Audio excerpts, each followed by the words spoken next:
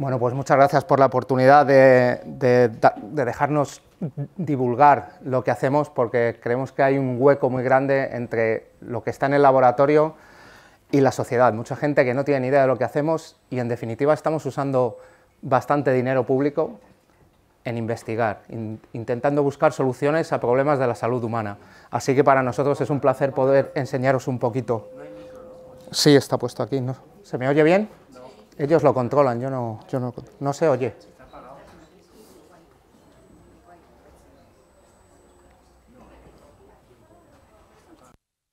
¿Está encendido? Ah. ¿A qué necesitas un micro? Sí, mejor. Vale, vale. O sea, voy a tener dos micros, vale. Madre mía, verás que lío. Bueno, si consigues encenderlo, pues ya... Ay, madre. ¿Ahora? ¿Me oís? Ok. Bueno, pues lo dicho, Claro, se va a acoplar con el otro. Bueno, lo que os quiero enseñar hoy es un poco de información sobre un proceso biológico que ocurre en el cerebro de la mayoría de los mamíferos y también que aprendáis un poco de las técnicas que tenemos los neurocientíficos para poder mirar dentro del cerebro.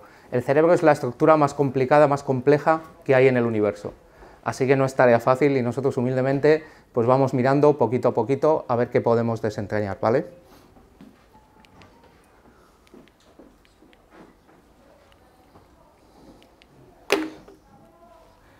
Bien, quería empezar hablando de Ramón y Cajal, que es el premio Nobel quizá más importante que ha tenido España en ciencia. Es el padre de la neurociencia, él hizo descubrimientos que abrieron un campo nuevo a la neurociencia y todo lo que sabemos ahora prácticamente se basa en su trabajo. Pero él se equivocó en una cosa pequeña. Él dijo que en el cerebro adulto las vías nerviosas son fijas e inmutables, todo puede morir, nada puede regenerarse. Y afortunadamente, en este caso se equivocó y Robert Altman, trabajando en Estados Unidos en 1969, demostró que en una zona particular del cerebro de los mamíferos, utilizando roedores, se podían generar nuevas neuronas después del nacimiento. Esto casi le cuesta la carrera, nadie pensaba en ello y le machacaron y casi lo tuvo que dejar. Como decía, esto ocurre en una zona peculiar del cerebro que se llama el hipocampo. Este es un dibujo que hizo Ramón y Cajal con los pobres microscopios que tenían entonces, y se llama así hipocampo porque cuando lo sacas del cerebro, lo puedes desecar del resto del cerebro, podéis ver cuánto se parece a un caballito de mar o hipocampo, y este es el motivo por el cual se llama así. ¿Para qué sirve la generación de nuevas neuronas? Estos son estudios que se han realizado con ratas y ratones porque en humanos es muy difícil investigar este tipo de acciones, pero sirve para memoria y aprendizaje, navegación espacial, que no quiere decir en el espacio, sino en 3 dimensiones, para el control de la ansiedad y el miedo y para la separación de patrones, para separar situaciones que son muy parecidas, ¿vale? El hipocampo participa de una manera muy importante en la generación de memorias y aprendizaje. ¿Y cómo se sabe esto? Bueno, pues en este caso sí que se hizo una especie de experimento en humanos hace muchísimos años. Este paciente de epilepsia, Henry Molaison, tenía una epilepsia tan grave, tenía convulsiones generadas en los 2 hipocampos tan graves que la única solución fue quitarle el hipocampo de los 2 lados del cerebro, ¿vale? Normalmente a veces se quita uno. Cuando la epilepsia es muy grave, se generan un lado las convulsiones, se puede quitar, está el otro, no es del todo malo, pero a este hombre le tuvieron que quitar los 2. A partir del día que realizaron esa operación, no pudo generar nuevas memorias. Se acordaba de todo lo que le había pasado hasta ese día, pero no pudo generar nuevas memorias. Entonces los neurólogos en su día dijeron, vale, pues el hipocampo sirve para generar nuevas memorias y participa en el aprendizaje. Hay nuevas neuronas generadas en humanos. De nuevo, normalmente experimentamos con ratones y roedores, pero a veces se puede utilizar tejido post-mortem de pacientes, por ejemplo, de cáncer, a los que se les ha dado una sustancia que marca células que se dividen y que luego yo las puedo ver utilizando unos revelados. Entonces, en estos cerebros, estos puntitos que veis ahí, son nuevas neuronas que se han generado cuando a estos pacientes se les dio esta droga, que fue cerca del final de su vida y que tuvieron la inmensa contribución y el inmenso favor de donar sus cerebros a la ciencia para que se investigara con ellos. Pero no obstante es muy difícil verlas y estos puntitos en realidad a nosotros nos dan muy poquita información. Sabemos que hay, pero eso es todo. Necesitamos técnicas para poder ver dentro del cerebro. De nuevo, el dibujo de Ramón y Cajal, y esto que veis aquí son células madre neurales, las células mamá que generan neuronas en el hipocampo de un ratón transgénico. Este es el ratón con uno de los que yo trabajo en el laboratorio, ¿vale? En esta zona de aquí estarían estas células verdes. Ahora os voy a explicar por qué son verdes. Pero lo que podéis ver es que las veo muy bien, veo sus prolongaciones, las puedo cuantificar, puedo saber cuántas de ellas hay, si van, si vienen, qué les pasa con el envejecimiento, con la epilepsia, etc. Y además, con estas y otras técnicas, puedo ver a sus células hija, cómo se integran en los circuitos del hipocampo. Esta es la misma zona que esta y es la misma zona que esta.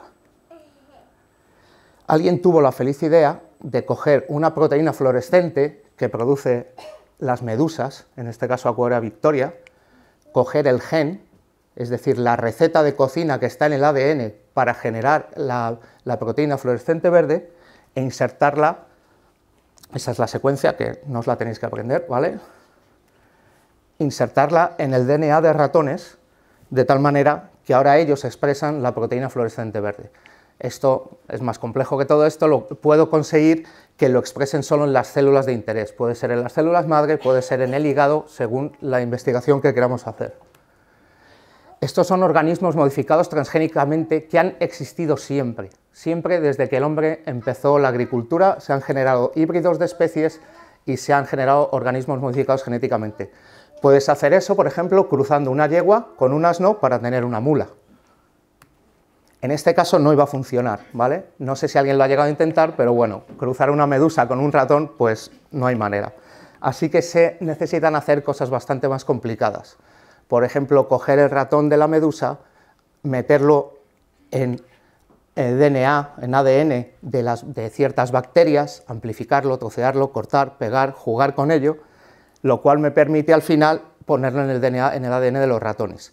También puedo hacer eso, en vez de con bacterias, con virus. Los mismos virus que nos infectan y nos producen el resfriado, la gripe, yo los puedo coger, los puedo modificar, le puedo meter el DNA de la medusa, lo puedo modificar para que infecte solo las células que se dividen en un ratón y entonces puedo ver las células.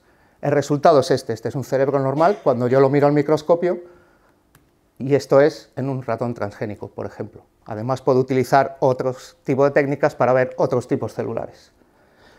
Una vez que las veo, puedo hacer muchas cosas con ellas. Estas son fotos de equipamiento que tenemos en el laboratorio, microscopios confocales con láseres, superresolución, las puedo aislar para que un láser me separe las que son verdes de las que no, en fin, puedo hacer muchas cosas con ellas. Y por citar ejemplos de lo que estamos haciendo en el laboratorio, pues estamos viendo lo que pasa después de que se desencadenen crisis epilépticas, convulsiones. Estas células que podéis ver en condiciones normales cómo son, mirad lo que les pasa. No hay que ser un científico para ver que algo dramático está sucediendo. Entonces sufren muchos cambios y de hecho lo que pasa es que dejan de producir neuronas. Y esto es una de las grandes líneas de investigación que tenemos en el laboratorio. ¿Cómo podemos revertir esta pérdida de generación de neuronas? Otro ejemplo es el envejecimiento. Sabemos, gracias a estos ratones y estas técnicas, que la capacidad de generar neuronas, aunque persiste en el cerebro adulto, declina, va perdiéndose con la edad. Y no solo esto se debe a que se pierden células madre neurales, sino a que también ellas mismas envejecen. De nuevo, podéis ver una célula que tiene 3 meses, en un ratón que tiene 3 meses, y en un ratón que tiene 1 año, o en un ratón que tiene 18 meses de edad. Podéis ver estos cambios. No solo son cambios morfológicos, hay cambios funcionales, se dividen menos, se diferencian en otras cosas, en fin, una serie de efectos y de nuevo nuestro objetivo final es revertir eso, mantener el hipocampo en este caso joven. Respecto a las neuronas, a las células hijas, que como he puesto aquí, pues ya una vez que se hacen hijas, que han nacido, han crecido, se han hecho mayores, se han ido de casa, ya son neuronas, ya no son células madre, ya son neuronas con otras propiedades, como las puedo ver, puedo poner una pipeta casi dentro de ellas y puedo estudiar sus propiedades eléctricas, que es lo que en definitiva hace que el cerebro funcione. Y, por ejemplo, puedo tener registros de cómo cada una de ellas funciona eléctricamente. En nuestro caso, por ejemplo, estamos estudiando el daño cerebral traumático. ¿Qué pasa en el cerebro cuando hay un golpe? ¿Qué pasa en el hipocampo en nuestro caso?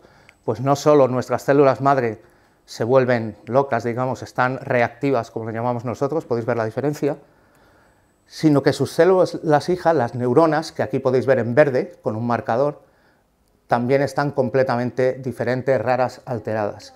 Y, por ejemplo, utilizando esa técnica de poner la pipeta a cada una de estas, podemos ver cambios. Estas dos líneas de abajo son los ratones normales y estas líneas de arriba son las células que han nacido después del daño cerebral traumático, que, bueno, por no entrar en detalle, pero vamos, tienen más potenciales de acción, son más excitables, más juguetones, su umbral para ser activada es más bajo. Y eso es otra de las vías que estamos analizando. Y finalmente quería mostrar este vídeo, a ver si, sí.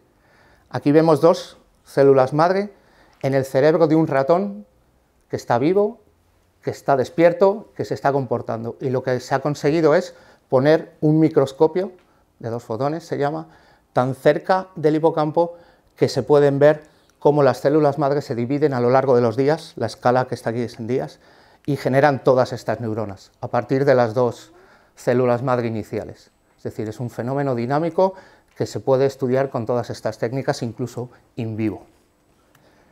Y con esto termino. Quiero agradecer, por supuesto, a las instituciones que proveen de dinero para que podamos investigar. La mayoría de ellas son públicas, nivel europeo, nacionales, estatales. Y quisiera mencionar especialmente a Apoyo Dravet, que es privada y es una asociación para el estudio de una epilepsia infantil y está gestionado por alguien de Guipúzcoa que hace un trabajo increíble y está consiguiendo que formemos un clúster para investigar esta enfermedad. Y por supuesto a toda la gente en el labo, que esta foto es de la semana pasada y bueno, aparte de investigar, pues también nos lo pasamos bien cuando podemos. Y eso es todo. Así que si tenéis preguntas...